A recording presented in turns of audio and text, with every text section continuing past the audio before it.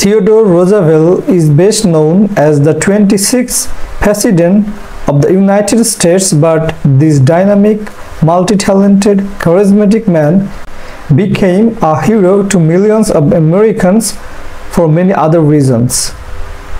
Theodore Roosevelt is best known as the 26th President of the United States. Theodore Roosevelt মার্কিন যুক্তরাষ্ট্রের 26তম রাষ্ট্রপতি হিসাবে সর্বাধিক পরিচিত।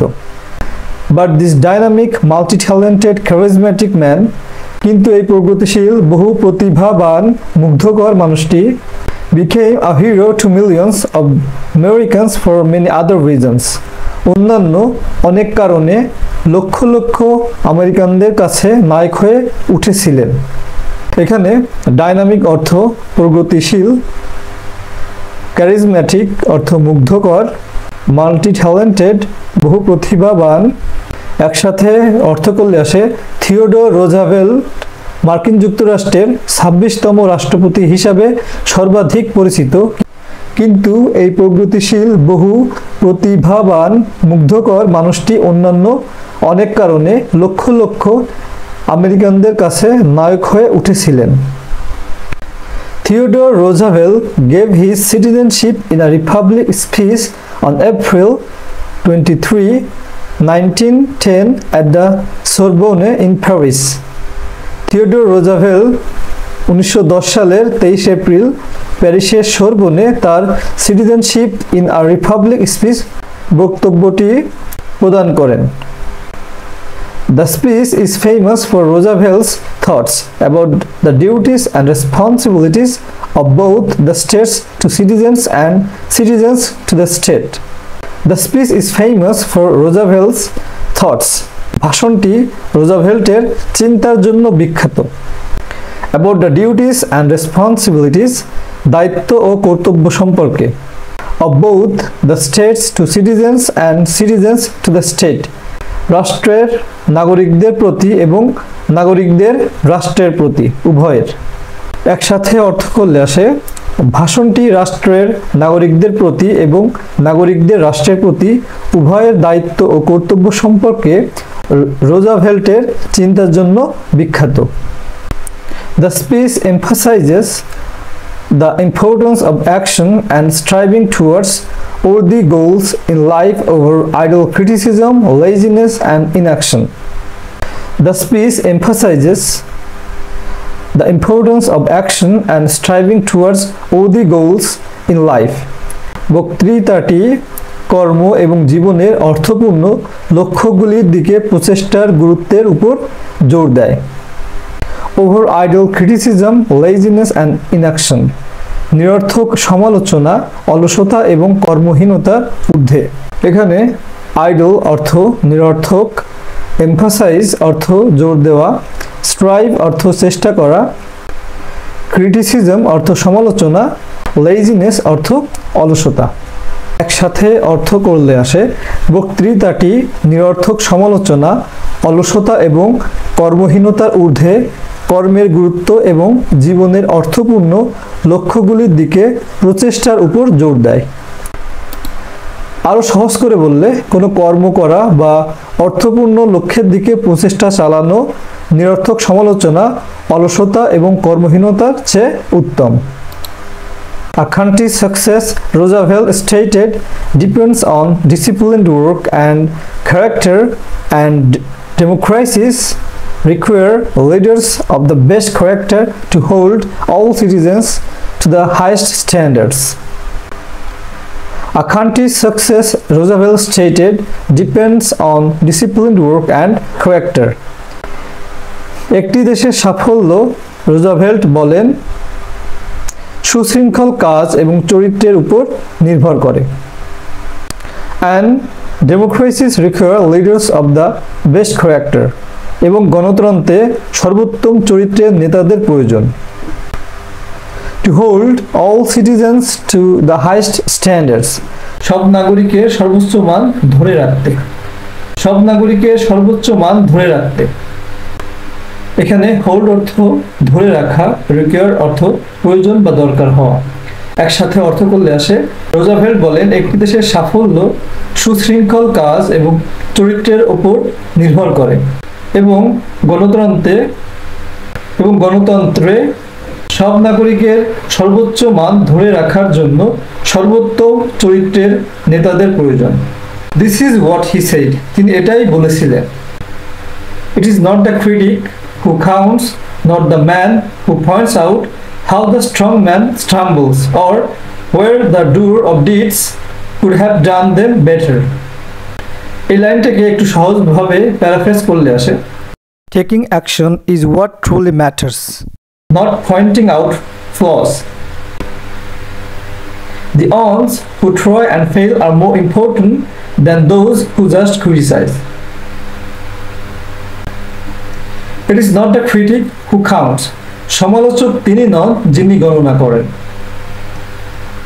Not the man who points out how the strong man stumbles, মানুষ তিনি নন যিনি নির্দেশ করেন মহান ব্যক্তির হোঁচট খাওয়ার প্রতি। Or where the doer of deeds could have done them better, অথবা যেখানে কর্তা তার কাজগুলো আরো কিভাবে ভালো করতে পারতেন। ক্রিটিক অর্থ সমালোচক, ডুয়ার অর্থ কর্তা, ডিড অর্থ কাজ, স্টাম্বল অর্থ হোঁচট খাওয়া, পয়েন্ট আউট অর্থ নির্দেশ করা। একসাথে অর্থ করলে আসে সমালোচক তিনি নন যিনি গণনা করেন, মানুষ তিনি নন যিনি নির্দেশ করেন মহান ব্যক্তির হোঁচট খাওয়ার প্রতি, অথবা যেখানে কর্তা তার কাজগুলো আরো কিভাবে ভালো করতে পারতেন তার প্রতি। সহজ করে বললে ভুল ত্রুটি নিয়ে মাথা খারাপ না করে পদক্ষেপ নেওয়াই আসল ব্যাপার। যারা শুধু সমালোচনা করে তাদের চেয়ে যারা চেষ্টা করে এবং ব্যর্থ হয় তারা বেশি গুরুত্বপূর্ণ।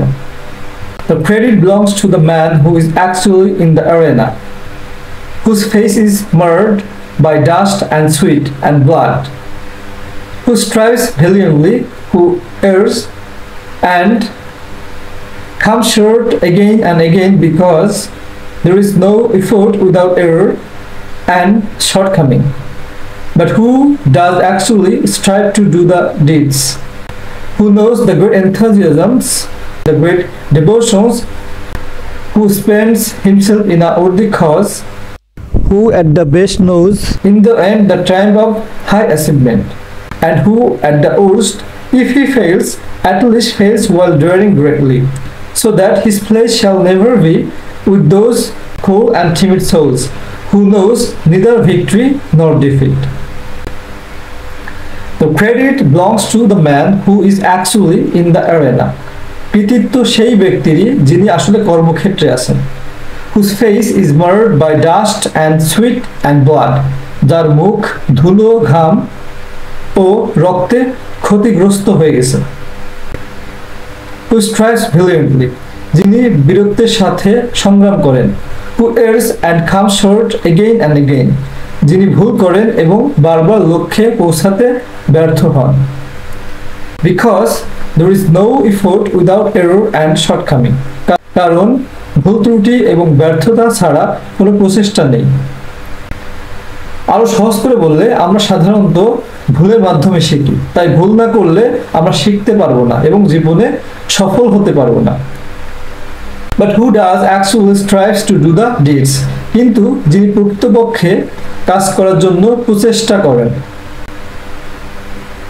Who knows the great enthusiasms, the great devotions, যিনি বিশাল উদ্দীপনা এবং প্রবল ভক্তি জানেন।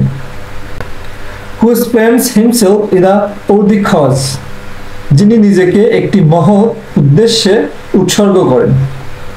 Who at the best knows, তিনি সর্বোত্তম ভাবে জানেন। In the end the triumph of high achievement, পরিশেষে মর্যাদাপূর্ণ কৃতিত্বের জয় তারই। And who at the worst, এবং যিনি সবচেয়ে খারাপ অবস্থায় থাকেন, if he fails at least fails while daring greatly, যদি তিনি ব্যর্থ হন পক্ষে সাহসিকতার সাথে ব্যর্থ হন। So that his place shall never be with those cold and timid souls, যাতে তার স্থান কখনোই সেই নিরুদ্যম এবং ভীরু আত্মার সাথে না হয়। Who know neither victory nor defeat, যারা না জানে জয় বা না জানে পরাজয়। ভ্যালিয়েন্টলি অর্থ সাহসীভাবে, স্ট্রাইভ অর্থ চেষ্টা করা, এনথুজিয়াজম অর্থ উদ্যম, ডিভোশন অর্থ ভক্তি, উর্দি অর্থ যোগ্য বা মূল্যবান, অ্যাচিভমেন্ট অর্থ কৃতিত্ব, ট্রায়াম্ফ অর্থ বিজয়, ডেয়ার অর্থ সাহস করা, অ্যাটলিস্ট অর্থ কমপক্ষে, ভিক্টরি অর্থ জয়, ডিফিট অর্থ পরাজয়, টিমিড অর্থ ভীরু, কোল্ড অর্থ নিরুদ্যম, সোল অর্থ আত্মা। তাহলে একসাথে অর্থ করলে আসে, কৃতিত্ব সেই ব্যক্তিরই যিনি আসলে কর্মক্ষেত্রে আছেন, যার মুখ ধুলো, ঘাম ও রক্তে ক্ষতিগ্রস্ত হয়ে গেছে, যিনি বীরত্বের সাথে সংগ্রাম করেন, যিনি ভুল করেন এবং বারবার লক্ষ্যে পৌঁছাতে ব্যর্থ হন, কারণ ভুল ত্রুটি এবং ব্যর্থতা ছাড়া কোনো প্রচেষ্টা নেই। কিন্তু যিনি প্রকৃতপক্ষে কাজ করার জন্য প্রচেষ্টা করেন, যিনি বিশাল উদ্দীপনা এবং প্রবল ভক্তি জানেন, যিনি নিজেকে একটি মহৎ উদ্দেশ্যে উৎসর্গ করেন, যিনি সর্বোত্তমভাবে জানেন পরিশেষে মর্যাদাপূর্ণ কৃতিত্বের জয় তারই, এবং যিনি সবচেয়ে খারাপ অবস্থায় থাকেন, যদি তিনি ব্যর্থ হন কমপক্ষে সাহসিকতার সাথে ব্যর্থ হন, যাতে তার স্থান কখনোই সেই নিরুদ্যম এবং ভীরু আত্মার সাথে না হয়, যারা না জানে জয় বা না জানে পরাজয়।